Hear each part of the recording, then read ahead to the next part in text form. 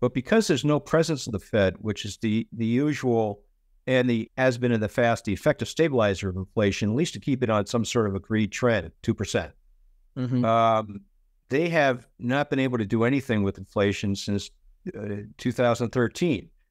Everyone, just doesn't even remember that they're in a panic almost that inflation was 1%. They were trying to get it up to 2%, and they couldn't do anything for it. Certainly, all the policy wasn't working. And I think that's the same case now for inflation being unusually high. In other words, the main stabilizer, the so-called main mandate of the Fed, is non-existent in terms of operational effectiveness.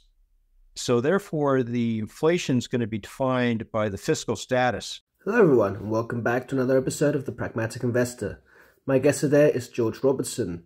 You may already be familiar with his work. We had him on the show about 3 months ago, and he made some pretty bold calls about the S&P and where bonds would be. And as we sit today, just south of 5,000, which is what he was expecting, I thought it would be a great chance to get him back on the show and ask him what his outlook is for 2024. In today's conversation, we talked about what is moving stocks right now and what will be moving stocks in the future. Of course, George points to that unprecedented amount of fiscal stimulus to explain why stocks are going to keep rising. But furthermore, he also talks about how monetary policy is essentially non-existent. We actually go through one of his charts today to kind of break down this form of thinking. George is incredibly experienced and he has so much knowledge when it comes to markets, and it really comes through when you talk to him. George has a really unique way of thinking. He puts together some great charts, and he's a definite follow on Twitter if you're not following him already.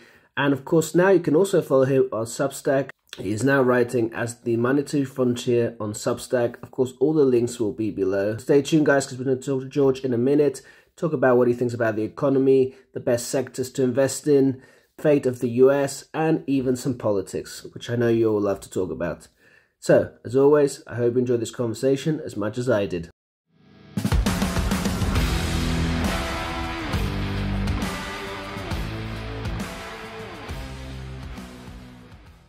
All right, welcome back to the show, George Robertson. Thanks for coming on again. Well, thanks for having me. It's a great compliment to be back, to be invited back after our first round. And I apologize, it's sort of a gloomy, rainy day here in New York. So it looks like I'm sitting in a cave. Absolutely. Well, obviously, we had to have you back. You made some very interesting calls back when we last talked. That was about 3 months ago. And back then, we talked about the SPX having a date with that 5,000 handle. We now sit just south of that at about 4,900. So pretty good call. And I think the question that is on everyone's mind is, now that we've pretty much almost reached 5,000, is 6,000 next? I think so. And obviously 6,000 is perhaps an overly dramatic number, 3 zeros in it. But it definitely, it honestly reflects what we think here. And what we're doing is just following the very large blunt force trauma of the federal spend that initiated in COVID times. This was the center of most people's attention for that, for that quarter or two, but now it's all been forgotten. But this spend has been in context, it's the match for World War II or World War I, and it is the defining feature of this economy. So if we can track the spend, and if we can figure out like what the Fed's doing or not doing, we have a pretty good idea of what the future, at least for this year, will stand. Because also the political pressures are going to be pretty wild, but I think pretty obvious what's going to happen in going into the election is that nobody wants to upset the apple cart. Nobody wants to be touch anything that might break us into a recession or, the other hand, cause hyperinflation. So I think we're sort of locked down to this fiscal story for at least another year. Absolutely. And of course, there is plenty of data to support that idea that, during the elections years, you do tend to see outperformance in markets, of course. Now, I wanted to also talk a little bit about the GDP numbers that just came out. So if you could just run us through what your thoughts are. They did come in a lot hotter than expected, kind of cementing that Goldilocks, that soft landing, which everyone seems to be expecting now, which, makes me kind of a bit afraid because, obviously when everyone expects something, the opposite tends to happen in market. But What do you make of those GDP numbers? I don't think the real GDP gives us much information. That means they don't dismiss the 26 trillion reality that it is, but I think you have to look at it in terms of nominal GDP. Now, we had third quarter nominal GDP was 8% odd. This one is almost 5%.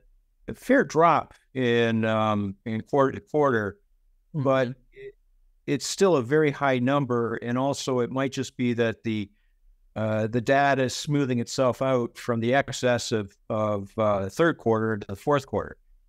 My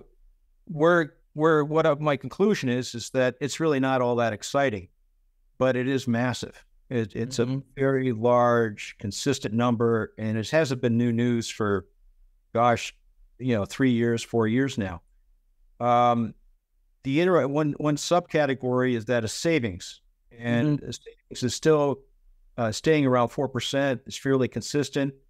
If savings goes up to 7%, that means not an unusual amount of disciplines come into the U.S. It means that people are getting scared and they're starting to save to get ready for the storm. And if savings drops down to 2%, look out. That means we're probably going to have another inflationary wave, and people think that times are perhaps better than they really are. So this 4%, 4.2% of savings rate is indicative to me that it's same old, same old. In other words, we've set a pattern, a trend that is going to be very hard to bust. And it is a trend of the U.S. economy, perhaps overheated, but it's overheated in a steady way with no political interference likely in the foresight and nothing from the Fed. There's absolutely no presence of the Fed. That can't be debated now. I'm sort of surprised people keep talking about the Fed. And why shouldn't we? Well, okay, we've gone up toward 5,000. Well, why not to 6,000? I really see no reason why not. Absolutely, and I think it's a hard habit to shake, having the Fed in mind. But people might have to start looking elsewhere, definitely. And now we also got the PC numbers. You did talk briefly there about inflation and how to be affected by the savings rate. So I'd like you to speak a bit about that as well, because, I mean, we have seen inflation basically come down over the last few months. But of course, being that the GDP is coming in hot and that fiscal stimulus, of course, is ever present, would that mean that probably we're going to see inflation kind of steady around, or probably maybe even take a turn up? Well, because I can't, and I'm not a Fed basher, by the way. I think the Fed's the most noblest institution U.S. democracy's ever come up with. I really mean that. But because there's no presence of the Fed, which is the usual and has been in the past, the effective stabilizer of inflation, at least to keep it on some sort of agreed trend, 2%. They have not been able to do anything with inflation since 2013. Everyone, just doesn't even remember that they're in a panic almost that inflation was 1%. They were trying to get it up to 2%, and they couldn't do anything for it. Certainly, the policy wasn't working. And I think that's the same case now for inflation being unusually high. In other words, the main stabilizer, the so-called main mandate of the Fed, is non-existent in terms of operational effectiveness. So therefore, the inflation is going to be defined by the fiscal status, and that is the PCE, consumption, savings, all that stuff put together. And I think the best summation, it's unfortunately all these theses in economics have to be attached to this is a conservative, this is a hard ass, this is a liberal, and so on. But is John Cochran's explanation that inflation is a tax on the economy so as to assure repayment of debt that's extraordinary, unusual at par, not at the real par, but par. So the inflation is operating now so that if you lent the U.S. government $100 for 2 years, in 2 years you should be able to see you will get $100 back. Now, if there's no inflation, like deflation, well, then the credit capability or quality of the U.S. is at risk. I don't think it'll ever happen, but it might indicate that the U.S. will have a quasi default or problems or some seizure of your money, and you only get back 98 or 97. Mm-hmm. That's really just a storybook rendition to illustrate a point. But on the other hand, if inflation is where it is, it's greatly decreasing the debt, the amount of deficit the U.S. has in real terms. Now, I've all scoffed at real, but real is really important in understanding debt levels in terms of what exists. And so we've already reduced the debt level, the deficit in the United States by about 20% with the inflation to date. And I think it will stay intact for a bit until the U.S. grows so large that people don't need any of this assurance, or it'll be a bit of a trim still to make sure that you'll get par back for your the money you lend the U.S. So I think inflation's going to be it's going to be unusually stable, and it's not going to be 2%. It's probably going to be a 3%. If it starts to spike back up to 6 or 8%, that's a big deal. That will be a big deal. That means things are starting to come unscrewed a bit. But if it's 3% to 4%, I think that's understandable given what's going on for the last 3-4 years. Yeah, it seems to make a lot of sense. And I think a lot of people are kind of looking at that inflation level and thinking, well, it might stabilize, but we might be getting used to that slightly 3% level. Now, I know you're probably tired about hammering on this, but I'm sure that at this point, a couple of our viewers are at least thinking, well, what does it mean the Fed has no power? So tell us exactly, just a quick overview of what exactly you mean when you say that the Fed really has no power right now. I could take it away from theory and abstract and just put it into dollars and cents if you'd like. If you want, I got a slide I can show. It looks like you gotta trust me to participate with screen sharing. Yes. There you go. I think you can share now. Okay. And you should have a screen in front of you showing a green line, and then above that a blue line on the top, like that. You might want to look at those as boundaries almost. But the green line is the actual dollars that we can figure out that the Fed is actually putting into the economy or taking out of the economy.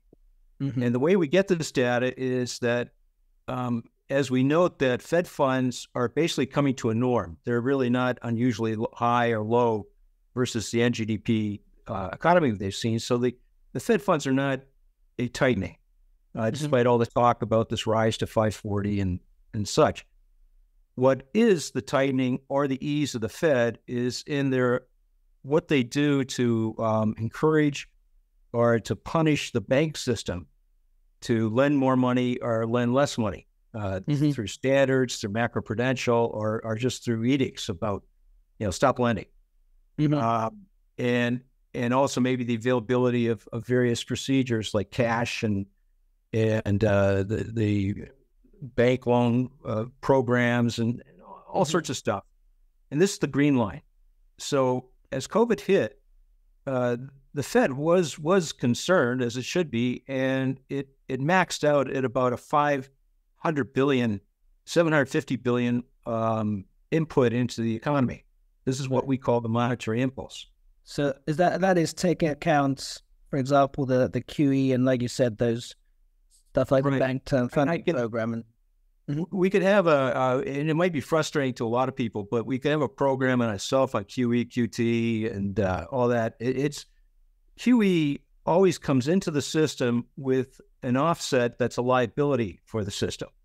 That's how QE can go from like 0 to $8 trillion.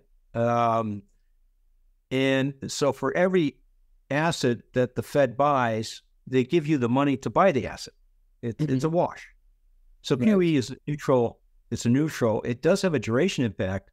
It does have a lot of swapping from long duration assets, treasuries, to cash. But as far as impulse, money coming into the system and out of the system. It's a complete wash.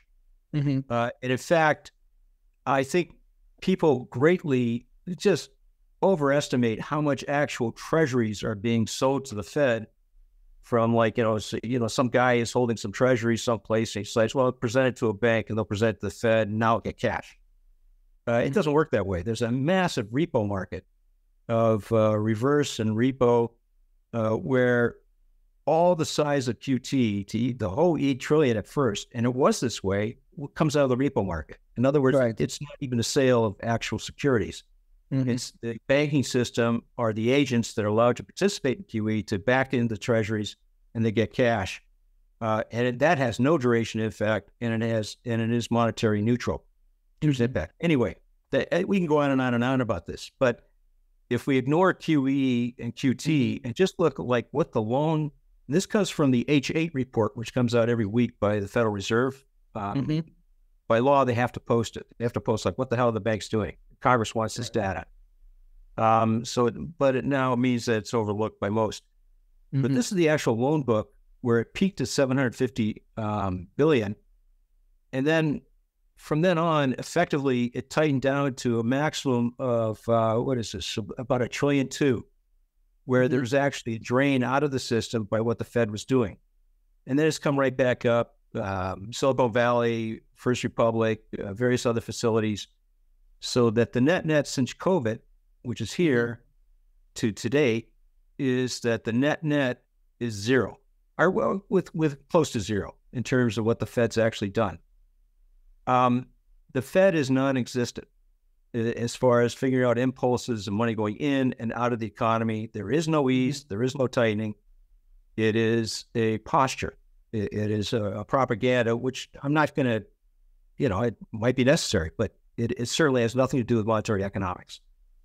Now, this number is altered by us because the report of H8 has it including PPP loans. This is a payroll protection program that the small bank administration put out, which they had the system banks be the administrators of. And it peaked at about 1.2 trillion, up about here. So you'd have to add 1.2 trillion to this number, and so you get right around here if you were to include that. But that PPP was funded by the SBA, so it's actually in this number. So you can't have a double counting of it. It is a fiscal program. It was not a bank system program or a Fed program.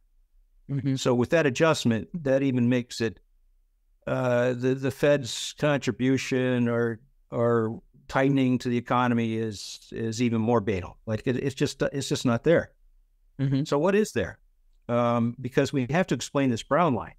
This is the change in NGDP since COVID. It came down, no doubt. There was shutdowns, and then it's just got off in a moonshot. So that I have to come up with a number that is at least native growth of NGDP. Nobody's doing anything, but it's interesting that this ends at 5 trillion, which is the same level as where the fiscal impulse, which is this blue line, comes in. And this fiscal impulse is we lift this from the monthly Treasury statement from the Fed, from the U.S. Treasury, and the daily Treasury statement, and it's to the penny. By law, it has to be perfectly accurate. There is some little noise to it, but that can't be maintained for longer than a couple of weeks. So this is what the U.S. government has done to the economy since COVID, and it is an extraordinarily large number. It peaked at like 5 trillion, and you can see that it started to be dissipating and return to the norm.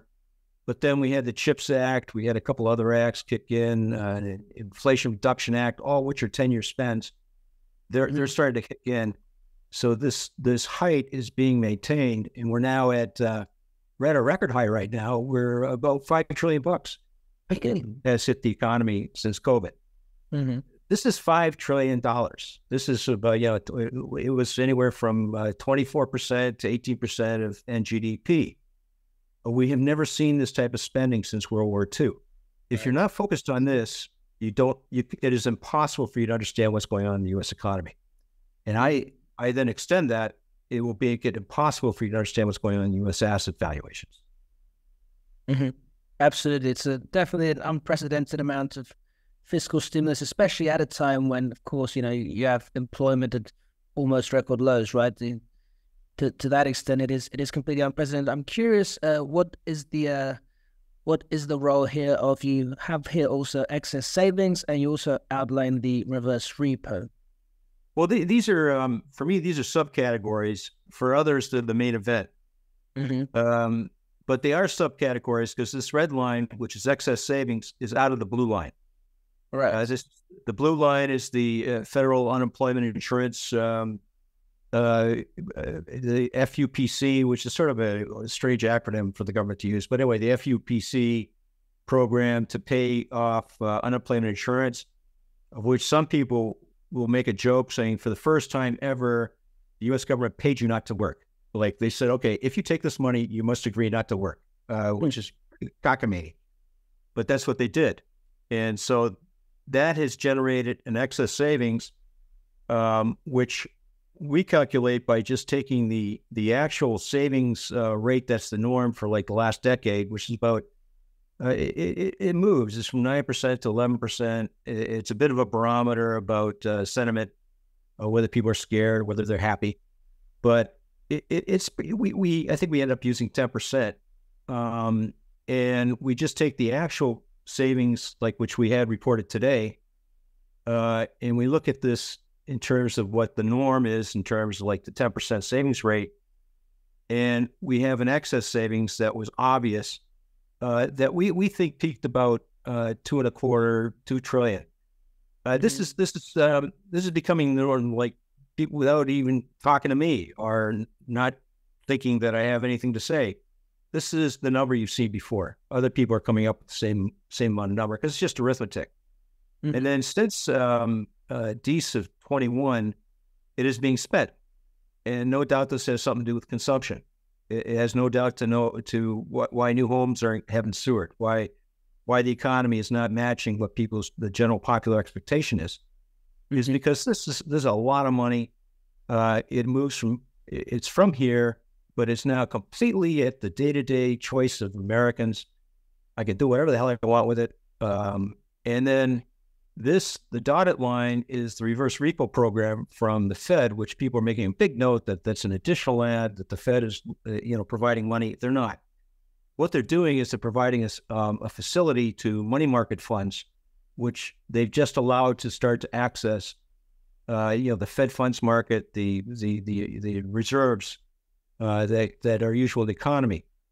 And it's yet to be proven out, but the fact that this peaks out at the same size of the excess savings makes me think that these are one and the same, that this is just this amount of money, which perhaps is being saved. It's in money market funds.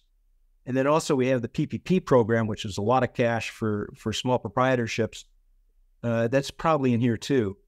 And it's interesting to me that they're converging, which I can say crudely that they're one and the same, but I think they're definitely from the blue line, from this fiscal excess. This also means that there's still a lot of vigor left in the fiscal excess that we saw from COVID. It's not over. And while this doesn't seem large in terms of the last couple of years, $500 billion is still a massive amount of money. If you remember what some of the programs like George Bush put forward when we had 08 start, or what Obama did in 09, this is it. This is the height they got to. Right. That was an extraordinary emergency. So this shows how dramatically huge this time, how it got right after COVID, but it also shows there's still a lot of punch to it. Absolutely, yeah, and it definitely changes when you look at it in relative terms, because a lot of people would look at this chart, and I've seen different iterations of stuff like the reverse repo and excess savings, and a lot of people, for example, pointing out to the idea that, excess savings are going to run out in 2024, 2025, and also the reverse repo facility is getting depleted, and that's going to draw out liquidity from the system. What would you say to that? At first, I have a smart ass disdain for the use of the word liquidity as most use it nowadays. I don't think it exists.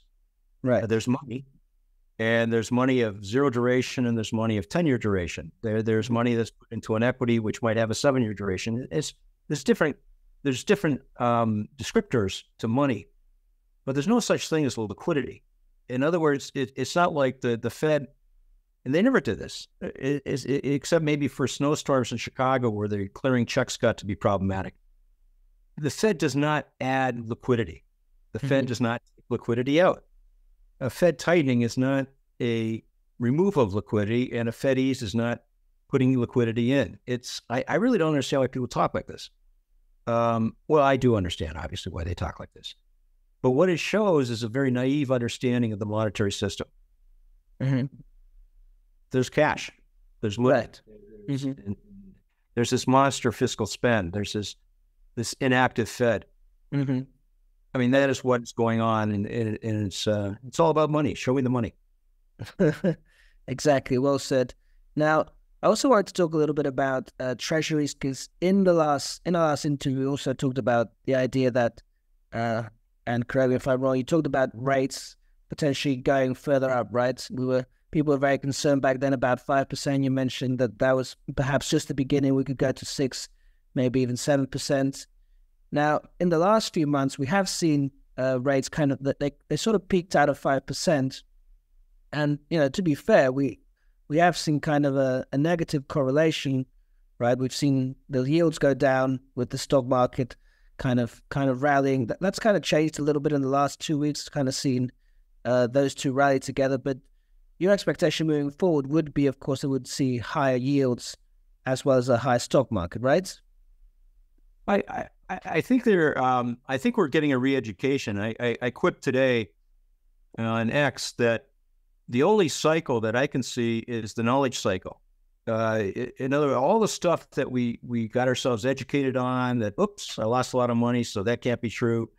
All these things were learned in the early 90s, for the most part, late 80s, is that U.S. deficits do not matter. Now, of course, they're there. And of course, they matter in terms of the power and the capabilities and the brute strength of the United States. They can have these deficits. And then they matter in terms of who gets the spoils. Like if we spend an extra trillion, who, after the political process is applied, gets that trillion? That's large booty.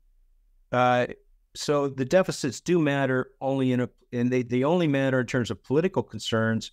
They do not matter in terms of credit or weakness, or, we're going to get it good, we're becoming Argentina, all that stuff. The U.S. is in the remarkable position that's only been existing for a few countries, I don't know, France around Louis, this or that, where they can do whatever the hell they want with their funding. They can double it now, and it'd be a big commotion. But as far as like the ability of the United States to operate, it really wouldn't be an issue of great importance in terms of like what the stock market's can do. It won't be an issue, or vice versa. They can go draconian and just and do like a Germany routine and balance the budget. What this all means is that rates in the United States, the risk-free rate, will always reflect the expectations for how the economy will change for the duration that you're considering. So if I'm considering a 10-year risk-free rate, then it will reflect what the expectations are for the NGDP to how it's going to happen, what's going to happen for the next 10 years. And the proof of this is not U.S. Treasuries. Usually is, but hasn't been for about 2 years.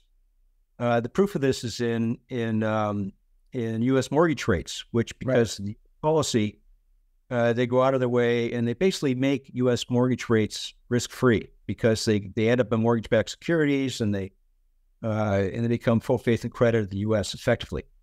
So the mortgage rate, that 30-year conventional mortgage rate, is for now the defining point of where the risk-free rate for the 10-year is.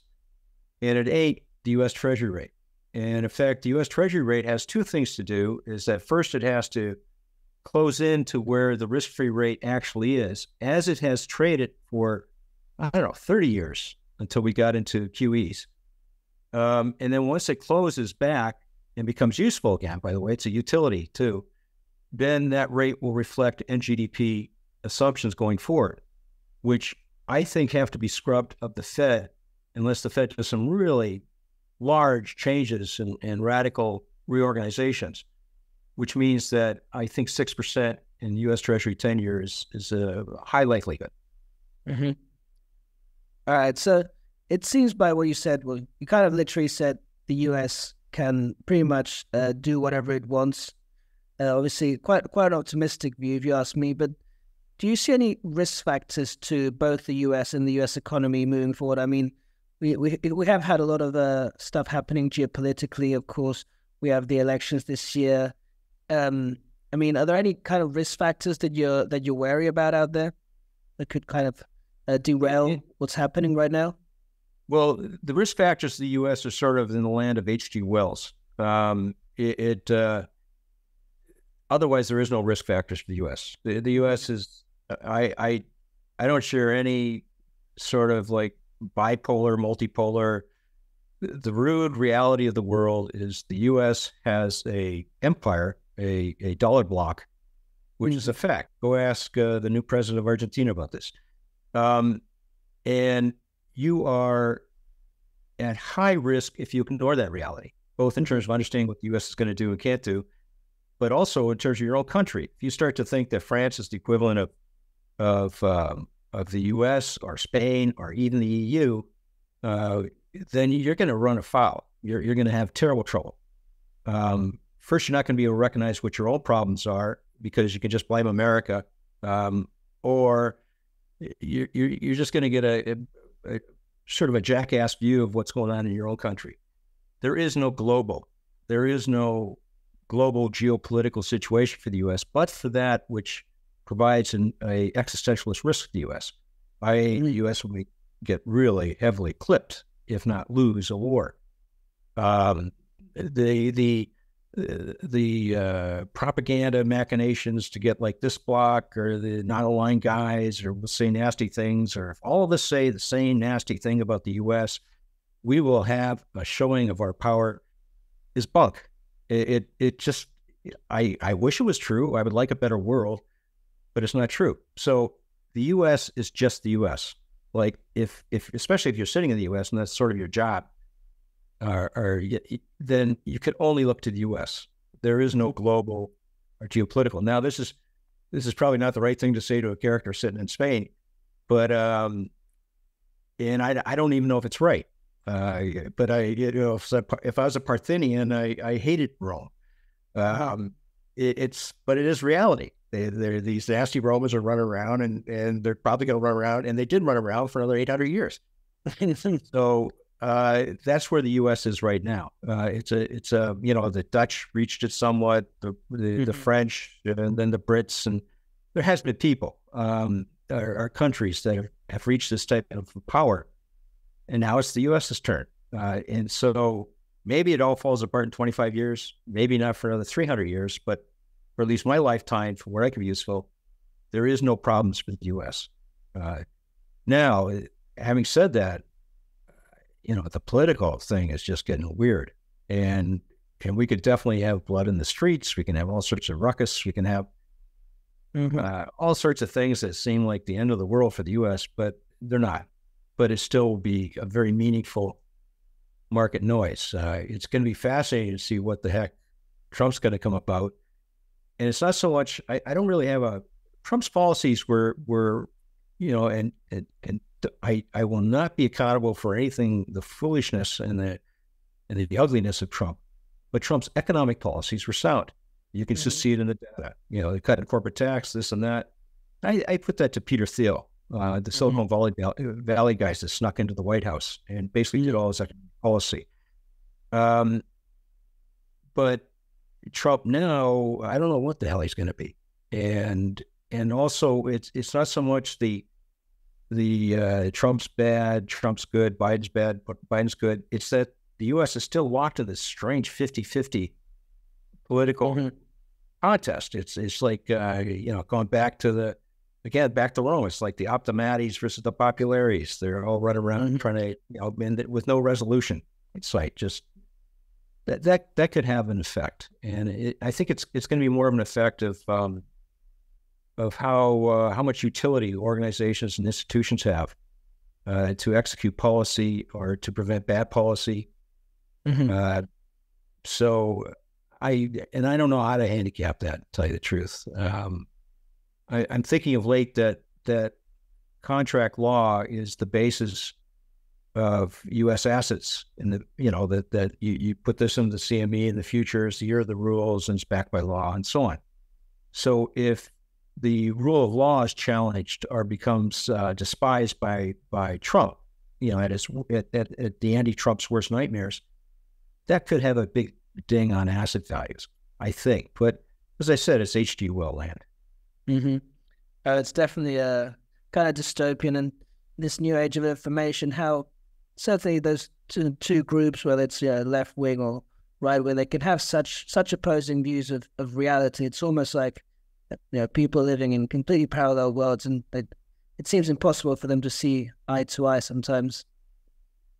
Well, I had an interesting experiment in that social media was that I try to work hard and I worked away, blah, blah, blah, blah, all of my stuff. And then what crashed into my feed was a very popular mathematician who had purposely put themselves into the latest TikTok flippancy, Milo, and I said something bad about it. And then I drove on. And then I had the most notice I've ever had. And I thought, this is great. What was it? Was it my views on PCE or this or that? No, it's the gang that just came crashing in. And they seem organized. It seems like, so it was a hell of a pain in the ass to block everybody and all that stuff. And it was a lesson maybe we should talk about flipping things about areas you have nothing to do with. But I do think it reflected what you just said, that there's a sink now as tractor of digital media, which is not really dependent on truth or reality, but dependent upon what the best story is. Right. What is the tribal collective story? And then that actually becomes real, or you have to deal with it as if it were real for, I don't know when. For now, for the economy, it's been the Fed mem has been in this collective, and we're still talking about it ever since Jamie Dimon went out and said that we're going to get it and get it good from Jan 22. So there hasn't been enough work on that, and I wouldn't even know where to start. But like I call it based on Marshall McLuhan, like ancient 70s, showing how old I am. The media is the message. I think there's a very powerful McLuhan effect that's overshadowing everything. And that includes economics and market analysis. Yeah, that definitely resonates. That I was recently reading Morgan Housel's book, Same as Ever. And one of the chapters, I believe, or one of the points he makes is the best story wins at the end of the day, right? Doesn't come down so much to truth, but just the best narrative. That had to be where Elon Musk got the story, like when Prigozhin was wandering around Russia. God knows what he was up to. Elon Musk came over and he said, I thought it was brilliant. I guess the guy's brilliant. He said, the truth of what Prigozhin is up to is what will make the best movie plot. Right. So, and you know what? That was the truth. That is pretty well exactly what happened. Absolutely. They're already doing the casting in Hollywood to see who gets to play. Yeah, so what use are we unless we join the tribe? Huh? So I just wanted to wrap up because you have mentioned that comparison of the U.S. with like the Dutch Empire, the Roman Empire. Of course, those are all empires that ended. Obviously, for anyone who's like familiar with Ray Dalio's work, he would argue that the U.S. is within that kind of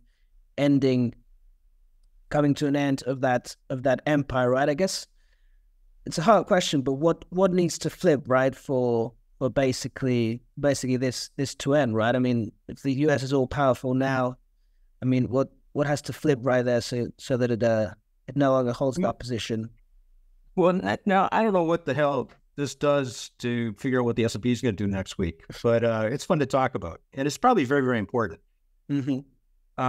All the things which I said, which you repeated, they all said that they're going to end next week, and they all went on for about another 100 years.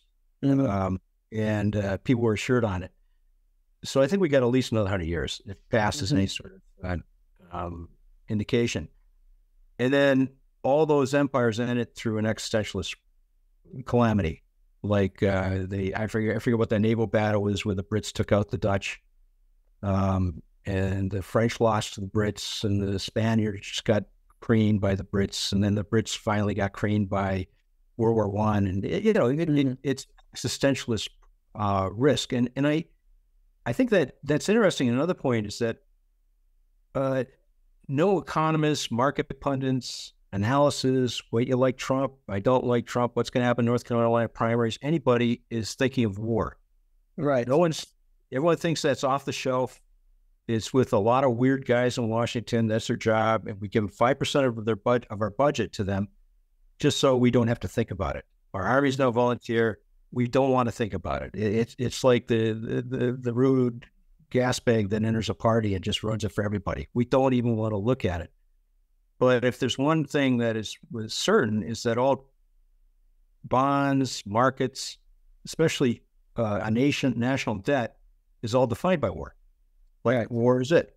So where does that go? I don't know. But I do think it means that the only risk to the U.S. operating as it is now and producing growth on and on and on is an existentialist risk to the United States. And I don't see one. And anyway, I pay a shitload of my taxes so I don't have to talk about it. I guess that's where we are right now. Interesting. I guess the conclusion there is, keep your money in stocks until a nuclear bomb gets dropped somewhere, and but by that time it probably won't be that important. I don't know if I can come up with the timing for that or a scale. There's better than me. But going back to okay, let's forget the highfalutin talk or the mystery talk or whatever you want to call it. The one thing that also is going on with the U.S. right now is that at times, which are given up this time as defining what's going to happen in the future, risky assets, stocks, S&P 500, have had almost a one correlation, positive correlation to debt, to U.S. Treasuries. This is not so much unsustainable. It's not real. Like, if you think about how the United States can work as an economy, assets, liabilities, the government, all this stuff, it can't work if that is a one correlation. It can't work if it's a positive correlation that's sustained. So it is so necessary, and it will occur, that risky assets will go to a negative correlation to risk-free assets. This is the only way the United States can work, the way that MetLife can work, that CalPERS can work, and savings can be deployed, and the teens with they're trying to do savings out into 10 years or what have you. Right.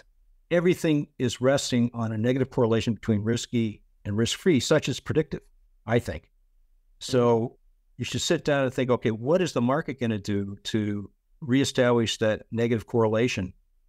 And I think that means equity up, bonds go down. And then once that is sustained at a negative correlation for a while, that's probably indicative that we're about to get to an event or a market top for equity. Okay, well, that's very interesting. And of course, that was going to be one of my questions. You speak about that negative correlation with the risky assets. Of course, something like Bitcoin, of course, which has been profiting, so much in recent months, would perhaps take a turn to the worse. Well, I'm not. Everything I've said, I think, it has been very much focused on the state.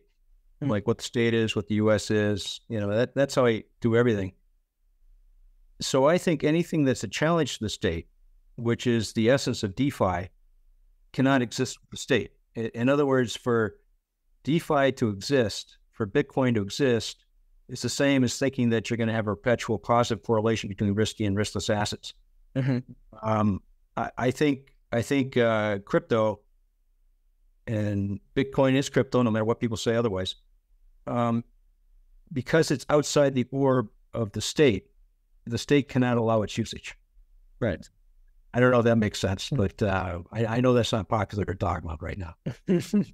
It makes perfect sense. I mean, I think that's all a good point. The other question is whether they can stop it or maybe how they can try and integrate it. I mean, they have accepted the Bitcoin ETFs for the time being, so we'll have to see how they try and to play ball, because it's definitely an interesting topic. But just to wrap up, I'd like to know, because obviously we talked a lot about stocks in general, and last time you did mention a couple of stocks. I believe you mentioned some bank stocks that you were looking at. So just to wrap up, any interesting sectors or even particular entities you're looking at for 2024? I'm really boring in that regard. I've stayed with JP Morgan, which has saved my ass, and it's doing very well, and I think it's going to double. I can't figure out an effective way, given my circumstances, to short the U.S. Treasury 10-year to back my view. I keep running into margin calls, and it's very hard to have any size that counts, given the instrumentality available to me. But that's what I would do if I could. And then I will come clean. BA is destroying me. I think it's completely unfair to think that I should have expected that sides of the plane fall out, and they seem to be on a road to, like, how the fuck can we go into bankruptcy? The shortest amount of time. It's the damnedest thing. Because this is like the most, anyway, I got a spiel, which is, I'm sure, obvious to everyone. But that has not been fun. So I had a very nice, 20% plus return for 23.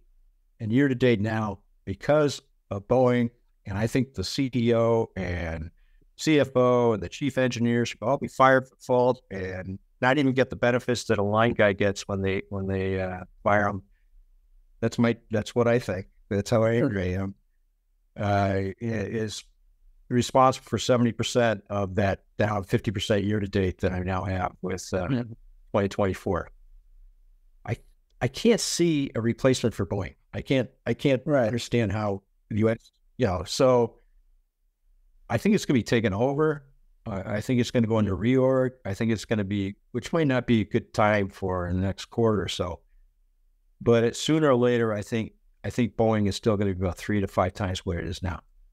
But I am paying the price for that call. All right. So time to double down on Boeing then, for anyone else interested. No, I tell you, for you to say that, or for me to even no, because that's like the sniffer from the SEC will be all over that QuickTime. No. This is entertainment talk about a financial dilemma that I personally am enjoying right now. Okay.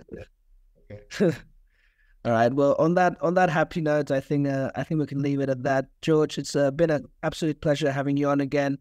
Please let everyone know where they can find you and your work on the internet. Yeah. The Monetary Frontier is our Substack. I have a partner, RP Goyle _ at RP Goyle _ on X. And my X is Bickering Brattle, at Bickering Brattle. You can probably find me if you look for George Robertson. Absolutely. And of course, all the links will be below on the description. Great. Once again, George, thank you so much for coming on. And I'm, again, really looking forward to the next one. Okay. Greatly complimented. Look forward to getting the link. And I hope you'll allow me to post it on our Substack once received. Oh, absolutely. Okay. All right. Thank you so much for having me on. All right. Take care. Bye-bye, everyone. Bye-bye.